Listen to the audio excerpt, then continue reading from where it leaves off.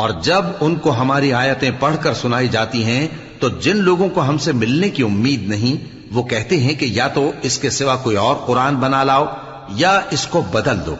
کہہ دو کہ مجھ کو اختیار نہیں ہے کہ اسے اپنی طرف سے بدل دوں، میں تو اسی حکم کا تابع ہوں جو میری طرف آتا ہے۔ اگر میں اپنے پروردگار کی نافرمانی کروں تو مجھے بڑے سخت دن کے عذاب سے خوف آتا ہے۔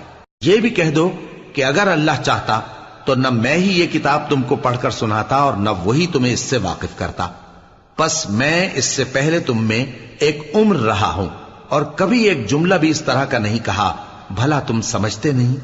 تو اس سے بڑھ کر ظالم کون ہوگا جو اللہ پر جھوٹ باندھے یا اس کی آیتوں کو جھٹلائے؟